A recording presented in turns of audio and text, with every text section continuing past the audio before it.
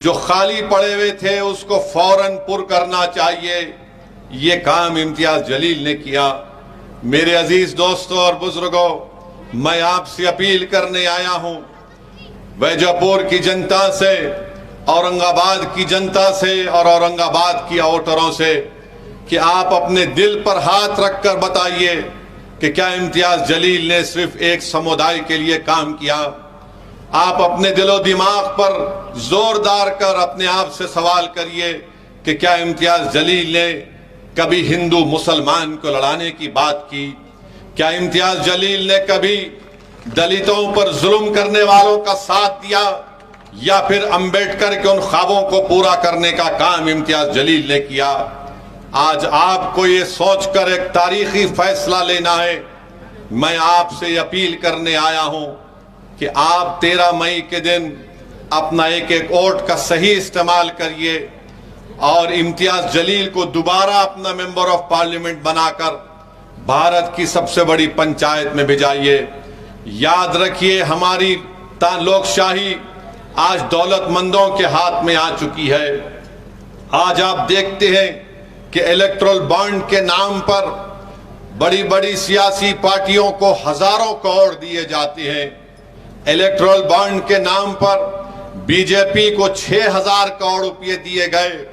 और आप जानते हैं कि जब कोई सेठ किसी एक नेता को पैसे देता है तो वो अपने बाप या अपनी मां के मरने के बाद किसी नेक काम के लिए पैसे नहीं देता। वो इसलिए सेठ पैसे देता है कि वो कहता है कि देखो, मैं तुमको 6000 करोड़ रुपए दे रहा हूं इलेक्शन के से पहले इलेक्टोरल बॉन्ड में। तुम जब सत्ता में आओगे तो तुम 6000 के बदले मुझे 50,000 करोड़ का कॉन्ट्रैक्ट दिलाना। और यही काम हुआ। बीजेपी को 6000 करोड़ रुपए मिले, शिवसेना को पैसे मिले, कांग्रेस को पैसे मिले, राष्ट्रवादी कांग्रेस को पैसे मिले। ये सब बिकने के लिए तैयार थे तो खरीदने वाले ने इनको खरीद लिया।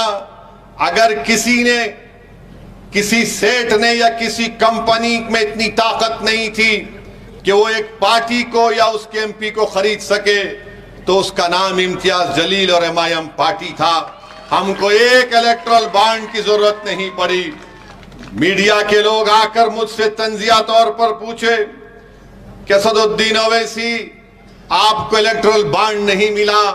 मैंने कहा कि हम खुद जेम्स बॉन्ड हैं, हमको बॉन्ड की जरूरत नहीं है। मीडिया के लोगों ने पूछा इलेक्टोरल बॉन्ड तुमको नहीं मिला, तो मैंने उनसे पूछा, भाई साहब, बॉन्ड का मतलब आपको मालूम? तो अंग्रेजी में बॉन्ड का मतलब यह है कि मिलना, मिलाना।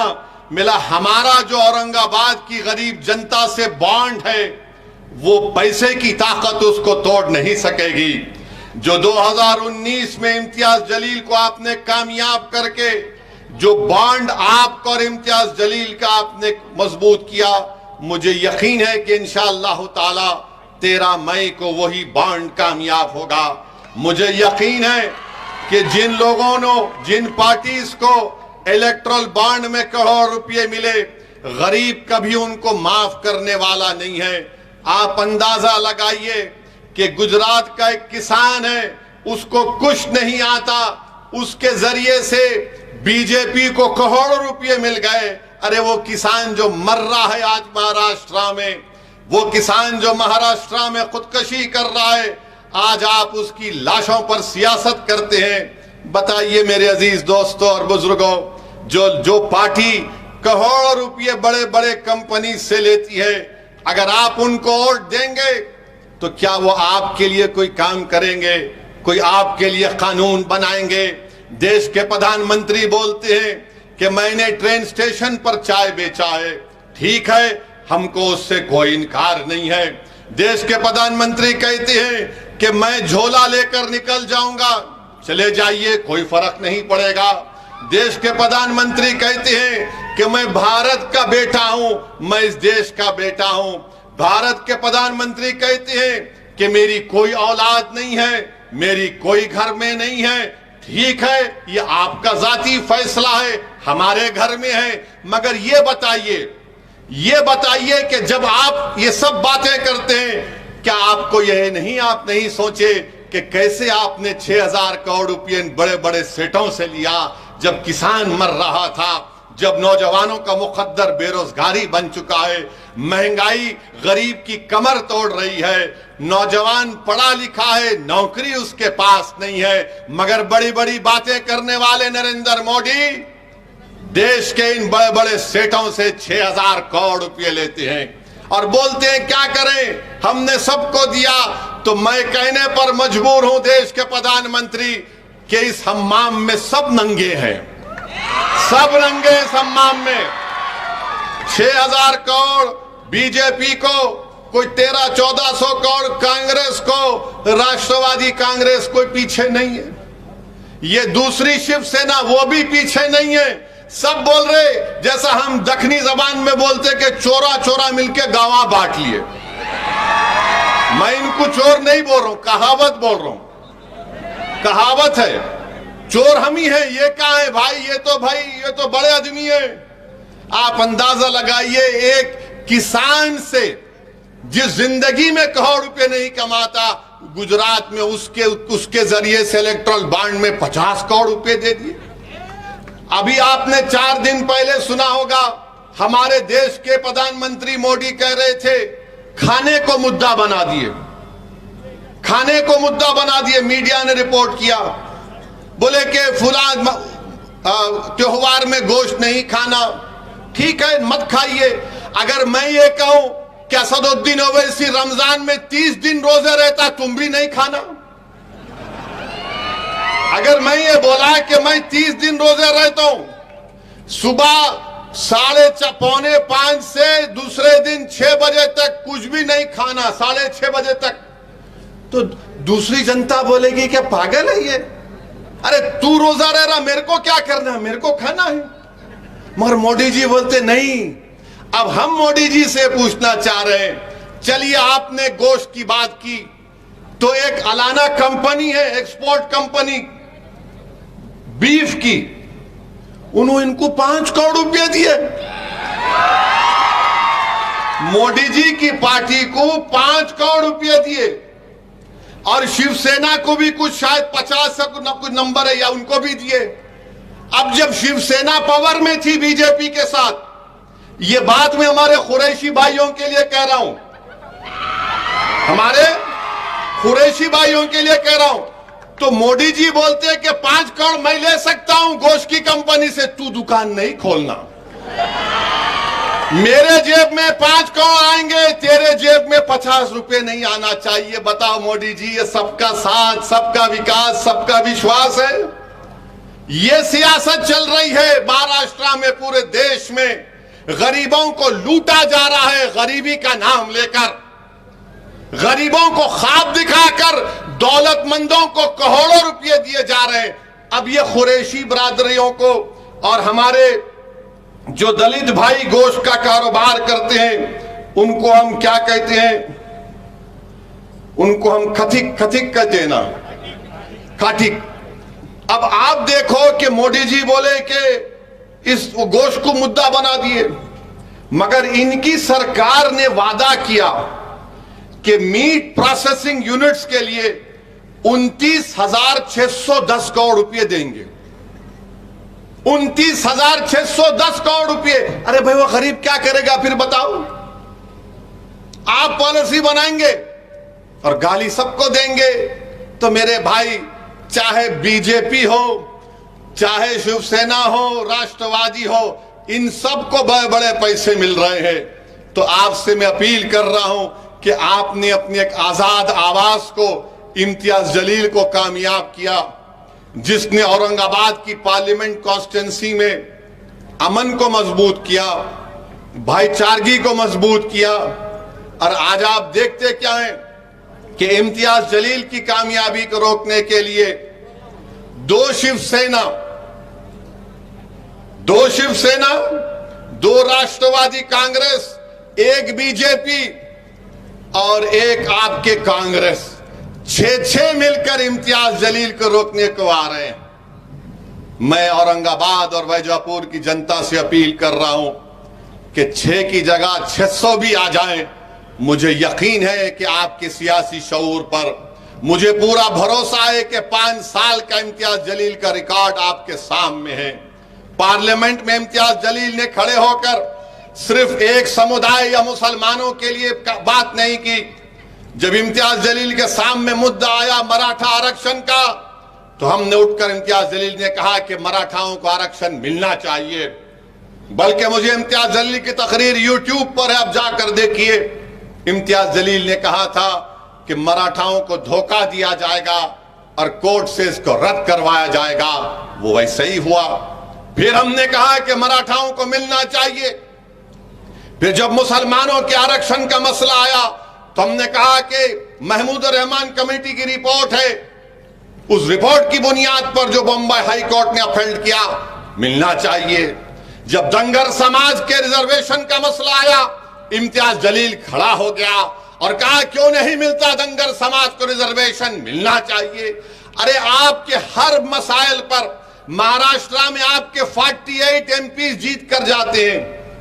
कितने? 48।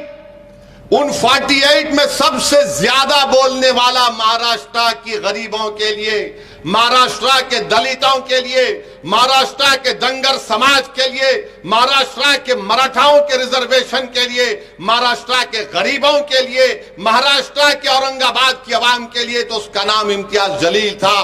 दूसरे भी जीत कर गए मगर मुंह नहीं खोलते थे, मुंह नहीं खोलते थे। क्या बात करते थे? हमारा पार्टी, हम इसको तोड़ के आ गए, हम उसको लेकर आ गए। महाराष्ट्र की आवाम के लिए, गरीबों के लिए अगर कोई बात कर रहा था तो 5 साल तक भारत की पार्लियामेंट में इम्तियाज जलील था। मेरे अजीज दोस्तों और बुजुर्गों, जो लोग इम्तियाज जलील को गाली देते हैं, अरे बताओ, इसी वैजापुर में यहां पर एक गांव में एक मंदिर के लिए इम्तियाज जलील ने अपने एमपी लाज फंड से 15 लाख रुपए दिए। कौन सा गर विलेज है ना, वाकला मनूर गांव में, वहां पर इम्तियाज जलील ने दिए। क्यों दिए? यकीनन इम्तियाज जलील एक मुसलमान है, मगर क्या मुसलमान होने के नाते मैं किसी से नफरत कर सकता हूं? नहीं कर सकता हूं। मैं अगर मैं सच्चा मुसलमान हूं तो मैं किसी से नफरत नहीं कर सकता। मुझे सबसे मोहब्बत करने का हुक्म दिया गया। यह काम इम्तियाज जलील ने किया। हाँ, मगर जो हमसे नफरत के मजाहरे करते हैं, हम उनको जवाब देना भी जानते हैं। एक 20 साल तक शिवसेना के एक एमपी थे, 20 साल तक थे। क्या बोलते थे इम्तियाज साहब? खान पान बोलते थे ना। हटो भाई जरा। हाँ, खानिया बान बोलते थे ना। अब उनका निशान क्या है? अब उनका निशान क्या है? कहां गया खान बान? कहां गया? बहुत बोलते थे। तो कुदरत का निजाम है, जो ज्यादा बकबक करता उस पे ही गले में सांप पड़ जाता। अब वो उन्होंने बोल रहे मेरा आखिरी इलेक्शन है 2024 का। अरे तुम्हारा आखिरी इलेक्शन 19 में हो गया, अब और आखिरी नहीं है। हर बार गाली देते थे, हर बार लड़ाने का काम करते थे। मगर एक बात तो है, इम्तियाज जलील को एक और कामयाबी मिली। जो कल तक खान बान थू बोलते थे, जो कल तक बोलते थे कि आपसे वोटिंग का राइट छीन लिया जाए, अब क्या बोल रहे? हे औरंगाबाद की आवाम, हिंदू मुसलमान सिख ईसाई सबको मेरा सलाम। कभी 20 साल में बोले ऐसा? क्यों बोले? आप इम्तियाज जलील को कामयाब करे तो बोलना पड़ रहा। यह तब्दीली इम्तियाज जलील ने औरंगाबाद की जनता में और औरंगाबाद की आवाम को पैगाम देकर किया। तो इन लोगों का अब इम्तियाज जलील से अब भाग रहे हैं। इम्तियाज जलील बहुत आगे, अरे इसकी इम्तियाज जलील के कदमों पर चल रहे हैं, अब इम्तियाज जलील के नक्शे कदम पर चल रहे हैं। मगर मुझे यकीन है कि इंशाअल्लाह ताला 13 मई के दिन आप तमाम एक होकर औरंगाबाद की आवाम इम्तियाज जलील को जो कामयाब करेगी वो आपकी कामयाबी होगी, दोबारा वो अमन की कामयाबी होगी, वो मजलूमों की कामयाबी होगी, वो गरीबों की कामयाबी होगी, किसानों के हक की कामयाबी होगी, दलितों को मजबूत बनाने की कामयाबी होगी, मराठाओं को उनको आरक्षण दिलाने की कामयाबी होगी, दंगरों को उनका शेड्यूल्ड ट्राइब स्टेटस दिलाने की कामयाबी होगी। मैं आपसे वादा कर रहा हूं कि ये काम MIM पार्टी कर रही है। आपसे अपील करने आया हूं कि मुत्तहदा तौर पर अपने वोट का इस्तेमाल करिए और याद रखिए मेरी इस बात को कि UAPA का कानून आया तो यही शिवसेना ने मोदी का साथ दिया था। CAA का कानून आया, यही शिवसेना ने मोदी का साथ दिया था। ट्रिपल तलाक का कानून आया, यही शिवसेना ने मोदी का साथ दिया। मेरे भाई, मेरे बुजुर्गों, मेरी इज्जतदार मां और बहनों, आज चुनाव आ रहा है तो MIM पार्टी और ओवैसी को गाली दी जाती है। जब CAA का कानून बन रहा था पार्लियामेंट में, यही शिवसेना के लोग नरेंद्र मोदी का साथ दे रहे थे। CAA का कानून बीजेपी अपने मैनिफेस्टो में कहती है अगर CAA का कानून NPR NRC के साथ होगा तो याद रखिए सबसे ज्यादा तकलीफ पूरे देश में, पूरे महाराष्ट्र में, पूरे औरंगाबाद में होगी तो अल्पसंख्यक समाज, मुस्लिम माइनॉरिटी को होगी, दलितों को होगी, उन गरीबों को होगी जिनके पास वो कागजात नहीं होंगे दिखाने के लिए। बताइए आप, क्या शिवसेना ने, क्या उद्धव ठाकरे ने साथ नहीं दिया CAA के कानून के वक्त? ट्रिपल तलाक के कानून में साथ नहीं दिया। आज आकर बड़ा अपने आप को सेकुलर दिखाते हैं, बड़ा हमदर्द दिखाते हैं। बताइए आप, भारत की पार्लियामेंट में मोदी के 302 MPs के सामने दो लोग खड़े हो गए और कहा कि नरेंद्र मोदी, ये CAA का कानून काला कानून है, हम इस काले कानून को नहीं मानते। जिस तरह महात्मा गांधी ने व्हाइट साउथ अफ्रीका में एक कानून को कहकर फाड़ दिया कि मैं इस कानून को नहीं मानता, पूरी भारत की पार्लियामेंट में दो लोग खड़े हो गए और मोदी की आंखों में आंखें डालकर कहा, सुनो मोदी, अमित शाह, सुनो उद्धव ठाकरे, ये कानून काला, हम उसको फाड़ते, और उस कानून को फाड़ कर दिखाया कि हम ऐसे काले कानून को नहीं मानते। अब बताइए, आपने साथ दिया, आज आकर बड़ा हमको हमदर्द बता रहे हैं। मैं सबको कह रहा हूं कि आपको इन बातों पर गौर फिक्र करके अपने वोट का इस्तेमाल करना है। मैंने करीब से इम्तियाज जलील साहब को देखा, बड़ा करीब से देखा हूं। मैं आपको जिम्मेदारी के साथ कह रहा हूं कि इस शख्स के दिल में एक हमदर्दी है गरीबों के लिए, कमजोरों के लिए, मजलूमों के लिए। ये शख्स ये नहीं देखता कि कौन किस समुदाय का है, उसका मकसद एक ही है कि औरंगाबाद की आवाम ने मुझे कामयाब किया। मैंने कई मर्तबा ऐसे लोगों के इम्तियाज जलील से पार्लियामेंट में और उनके घर पर मुलाकात करते हुए देखा जो औरंगाबाद में इम्तियाज जलील के खिलाफ काम किए। मैंने एक बार पूछा इम्तियाज जलील से कि ये भी महाशय आ गए आपके पास? तो बोले हाँ असद भाई आ गए, मेरे खिलाफ काम किए, मगर जो मेरे घर पे आ गया वो मेरे औरंगाबाद पार्लियामेंट की कॉन्स्टिट्यूंसी से आया है, वो मेरा भाई है, मैं इसका काम करके दूंगा। दो मर्तबा इम्तियाज जलील उस आदमी के काम के लिए दौड़ धूप कर रहे थे। तो ऐसे MP की आपको जरूरत है। याद रखिए 20 साल आप बंदी थे, अब आप आजाद हैं, अब आप आजाद हैं। 48 MP में एक मीम जीतता है तो सबके पेट में दर्द हो जाता है। ये कौन है, ये कैसे जीत कर आया है? लोग ये समझ रहे थे कि इम्तियाज जलील जीत कर आएगा तो असदुद्दीन ओवैसी सिर्फ भाषण देगा और इम्तियाज जलील दूसरों की तरह खामोश बैठे रहेगा। मैंने इम्तियाज साहब से पहले ही कहा था, पहले दिन से मैंने कहा इम्तियाज साहब शुरू कर दो बैटिंग, आपको रुकना नहीं है। इस देश की जनता को मालूम होना चाहिए कि हम आवाम के नुमाइंदे हैं, हम आवाम के वोटों से जीत कर आते हैं। हमारा काम उनकी आवाज को उठाना। आप उठाकर देख लीजिए, भारत की लोकसभा में पूरा रिकॉर्ड है इम्तियाज जलील का। और ये जो 20 साल में ये जो खान बान जा क्या बोलते थे, कितने बार उन्होंने बात की। जब कभी भी बोलते थे वक्फ को खत्म कर दो, वो वैसा कर दो। इनके अखबार में लिखा जाता था कि असदुद्दीन ओवैसी का वोटिंग राइट छीन लिया जाए। आज बड़ी हमदर्दी की बातें कर रहे हैं। क्या यही उद्धव ठाकरे ने महाराष्ट्र की विधानसभा में खड़े होकर क्या कहा था बाबरी मस्जिद के बारे में? ये आपके सामने है। तो फिर से आपसे कह रहा हूं, 2 शिवसेना, 2 राष्ट्रवादी, एक बीजेपी और एक कांग्रेस ये नहीं चाहते कि आपकी आजाद आवाज औरंगाबाद से दोबारा कामयाब हो जाए। ये नहीं चाहते कि यह आवाज कामयाब होकर जालिमों से पंजा आजमाई करे। ये सब के सब इलेक्ट्रल बॉन्ड के गुलाम है।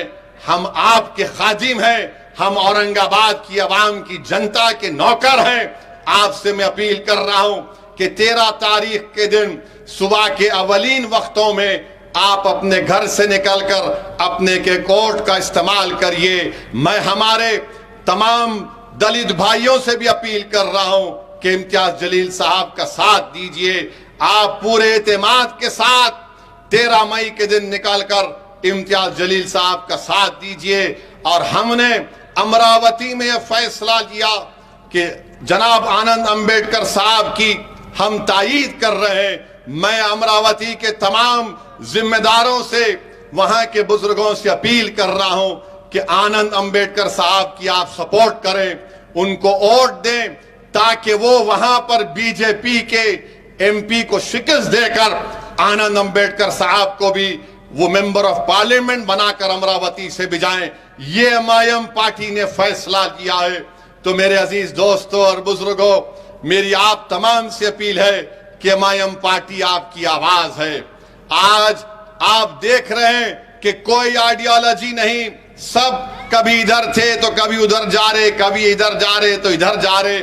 ऐसा दिख रहा है कि सुबह में घर से सफेद शर्ट पैंट पहनकर निकलते हैं, दोपहर में खाकी शर्ट पैंट पहन लेते हैं और शाम होने तक लाल रंग का कपड़ा पहन लेते हैं। ये आइडियोलॉजी अब कोई बाकी नहीं रही। इसलिए बहुत जरूरी है कि आप तमाम वेजापुर की जनता 13 मई के दिन अपने के वोट का इस्तेमाल करिए और दोबारा अपनी एक आजाद आवाज को इम्तियाज जलील को पतंग के निशान पर बटन दबाकर कामयाब करिए।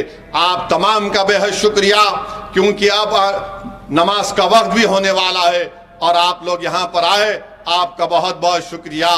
13 मई को पतंग के निशान पर बटन दबाइए और जाकर अपनी पतंग को वैजापुर के आसमानों पर फैलाइए और बता दीजिए कि आप मुत्तहिद हैं, इत्तेहाद ताकत है। अपनी पार्टी को कामयाब करिए। बहुत बहुत शुक्रिया। अस्सलाम वालेकुम।